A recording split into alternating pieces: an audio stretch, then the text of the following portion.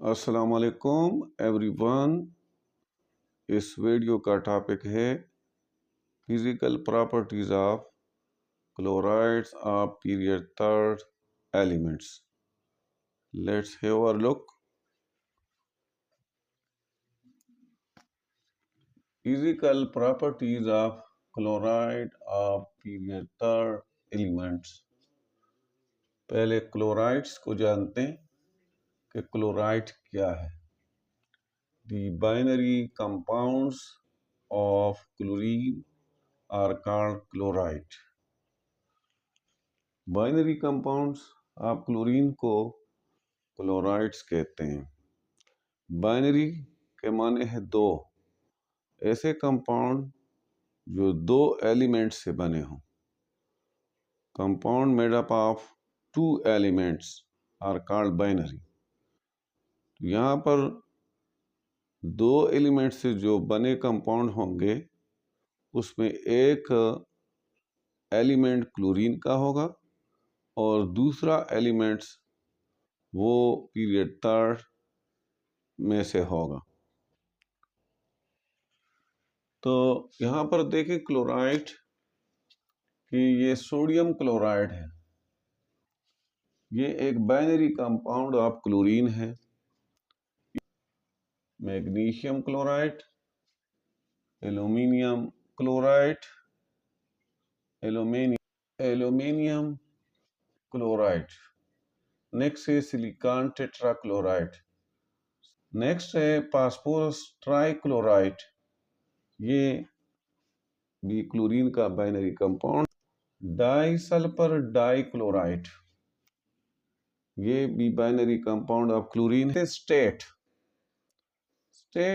Physical state at 20 degree centigrade. पहले जो तीन क्लोराइड है, sodium chloride, magnesium chloride, aluminium chloride, ये सॉलिड स्टेट में होते हैं। दे आर सॉलिड, ये सॉलिड होते हैं। और नेक्स्ट जो थ्री क्लोराइड है, next silicon tetrachloride, phosphorus trichloride, disulphur dichloride, ये तीनों लिक्विड स्टेट में होते हैं। यानी तीन लिक्विड स्टेट में है और तीन जो है वो सॉलिड स्टेट में है। जैसे इसकी फिजिकल प्रॉपर्टीज लेते हैं, स्ट्रक्चर लेते हैं। स्ट्रक्चर पे आ जाए, उसके बाद मेल्टिंग पॉइंट और बॉइलिंग पॉइंट्स पर आते हैं। स्ट्रक्चर तो सोडियम क्लोराइड का जॉइंट आयोनिक स्ट्रक्चर है। जॉइंट मीन बिग, एक बिग स्ट्रक्चर है इसका, बड़ा लार्ज स्ट्रक्चर है इसका, और उसमें आयोनिक बॉन्डिंग होती है। नहीं तो बिग आयोनिक स्ट्रक्चर है इसका, जिसको हम कहते हैं जॉइंट आयोनिक स्ट्रक्चर।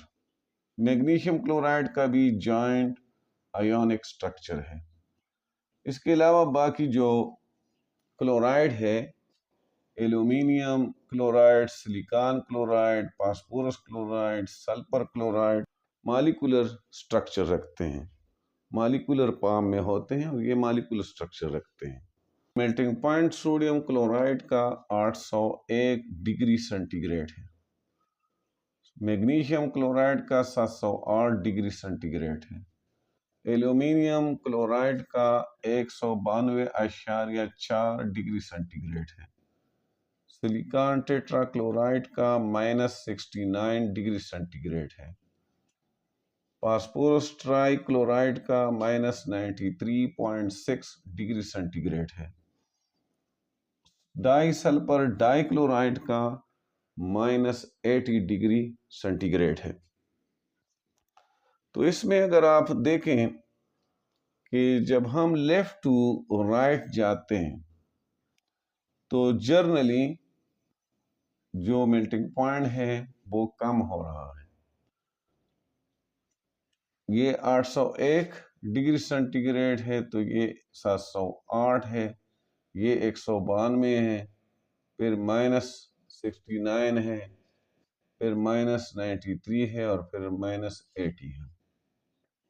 तो जनरली ये डिक्रीज हो रहा है। अब ट्रेंड जो इसके अंदर है, जो डिक्रीज का ट्रेंड है, ये किस वजह से है और क्यों है? तो सोडियम क्लोराइड का मेल्टिंग पॉइंट है, ये इस वजह से ज़्यादा है कि एक इसका स्ट्रक्चर जॉइंट स्ट्रक्चर है, बेक स्ट्रक्चर है इसका, और उस बेक स्ट्रक्चर के अंदर स्ट्रॉन्ग आयनिक बॉन्ड है। तो उस आयनिक बॉन्डिंग को तोड़ने के लिए ज़्यादा एनर्जी दरकार होती है, इस वजह से इसका जो मेल्टिंग पॉइंट है वो ज़्यादा है। नेक्स्ट, मैग्नीशियम क्लोराइड का जो मेल्टिंग पॉइंट है वो 708 डिग्री सेंटीग्रेड है, जो कि सोडियम क्लोराइड से कम है।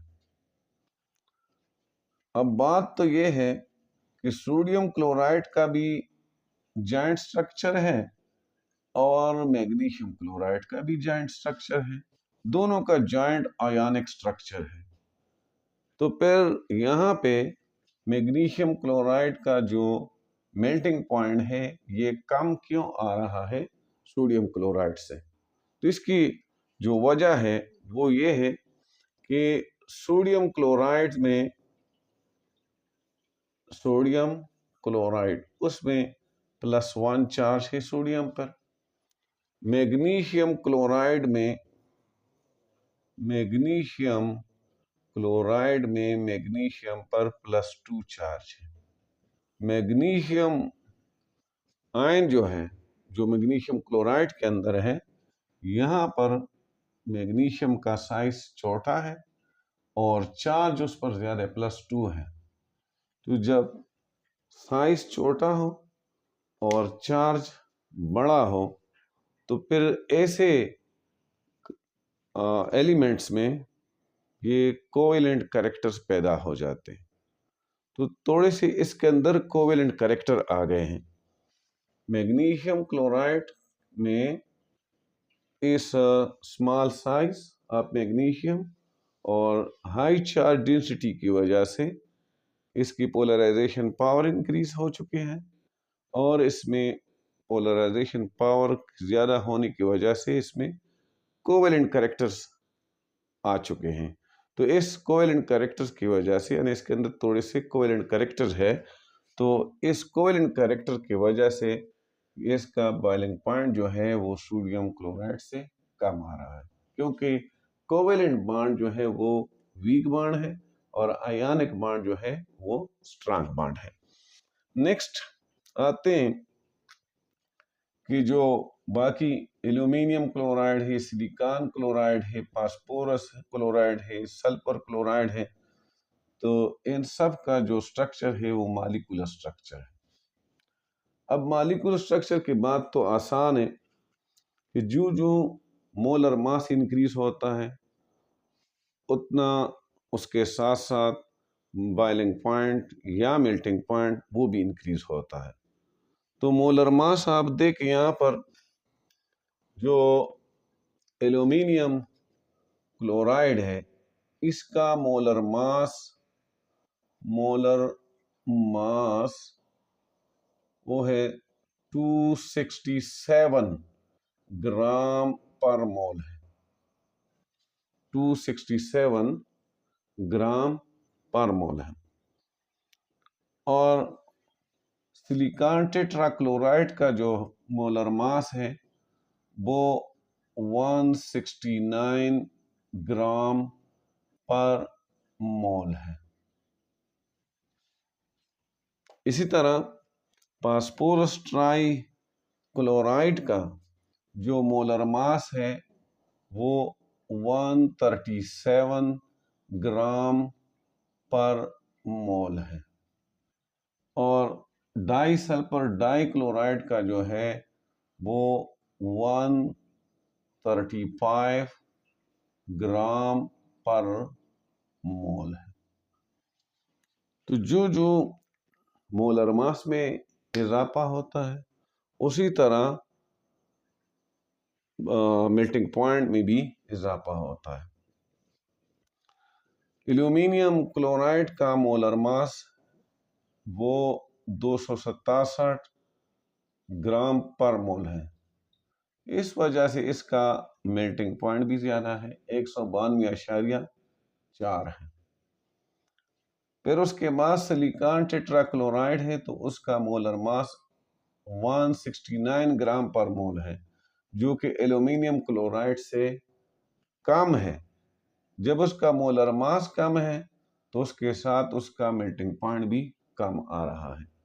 तो इसलिए सिलिकॉन टेट्राक्लोराइड का मोलर मास -69 है, जो कि कम है एल्यूमिनियम क्लोराइड से। उसके बाद फास्फोरस ट्राइक्लोराइड। फास्फोरस ट्राइक्लोराइड जो है, इसका मोलर मास 137 ग्राम पर मोल है, जो कि सिलिकॉन टेट्राक्लोराइड से कम है। सिलिकॉन टेट्राक्लोराइड से कम है, तो इस वजह से इसका जो मेल्टिंग पॉइंट है वो भी कम आ रहा है, -93.6 है। -93.6 कम है और -69 ज्यादा है। कोई वैल्यू जितना बड़ा हो और उसके साथ माइनस आ जाए, वो उतना ही छोटा शुमार होता है। तो यहाँ पर देखें, ये -69 है और ये -93.6 है। तो -93.6 एक बड़ा वैल्यू है, तो इसके साथ माइनस आया है तो ये उतना ही छोटा शुमार होता है। तो इसकी निस्बत -69 जो है ये बड़ा है और -93.6 जो है ये छोटा वैल्यू है। तो इसका भी बॉइलिंग पॉइंट या मेल्टिंग पॉइंट जो है कम आ गया। अब आ जाए डाई सल्फर डाइक्लोराइड पर आ जाए। तो डाई सल्फर डाइक्लोराइड जो है, उसका जो मोलर मास है 135 ग्राम पर मोल है। 135 ग्राम पर मोल है।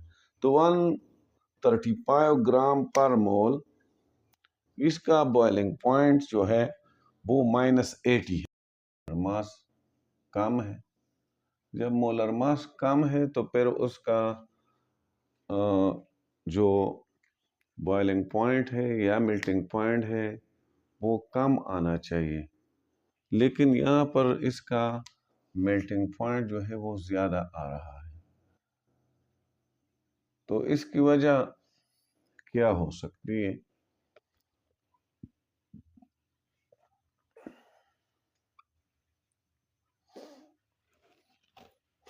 यहाँ पर फास्फोरस ट्राइक्लोराइड, इसका मोलर मास 137 ग्राम पर मोल है और डाई सल्फर डाइक्लोराइड का मोलर मास वो 135 ग्राम पर मोल है। तो फास्फोरस ट्राइक्लोराइड का मोलर मास ज़्यादा है बनिस्बत डाई सल्फर डाइक्लोराइड का। तो फिर इसका जो मेल्टिंग पॉइंट है वो ज़्यादा होना चाहिए, लेकिन टेबल में आप देख रहे हैं कि इसका मेल्टिंग पॉइंट कम है और डाई सल्फर डाइक्लोराइड का ज़्यादा है। इसकी वजह क्या है? तो मेल्टिंग पॉइंट और बॉइलिंग पॉइंट जो है ये मल्टीपल फैक्टर पे डिपेंड करता है। तो इसके साथ हम इसका डाइपोल मोमेंट देखते हैं। डाइपोल मोमेंट, जो फास्फोरस ट्राइक्लोराइड का डाइपोल मोमेंट है, डाइपोल मोमेंट, इसका डाइपोल मोमेंट, ये इसका जो है 0.97 डी बाय है, जबकि डाई सल्फर डाइक्लोराइड का dipole moment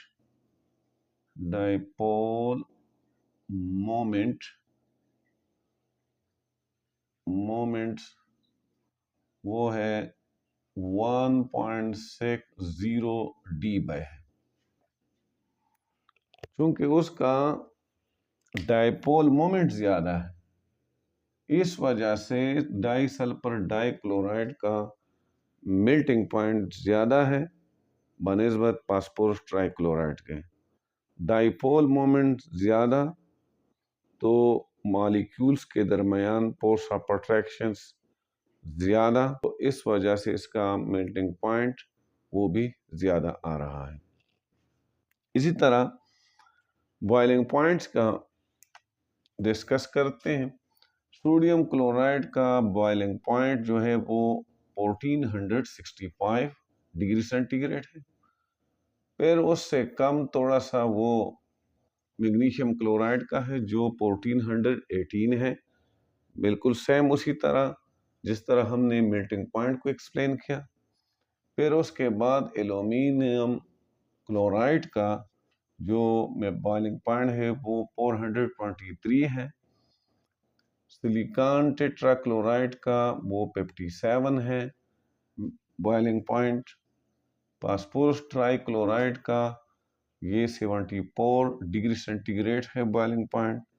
die sulphur dichloride का बॉइलिंग पॉइंट जो है वो 136 डिग्री सेंटीग्रेड है। नेक्स्ट आते हैं इलेक्ट्रिकल कंडक्टिविटी।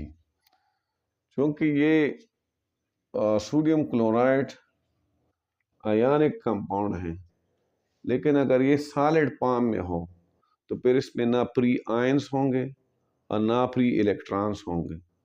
तो सॉलिड फॉर्म में ये, तो मोल्टन स्टेट में या सोल्यूशन फॉर्म में फिर इसमें आयंस आ जाते हैं, तो उस टाइम ये गुड कंडक्टर है फिर।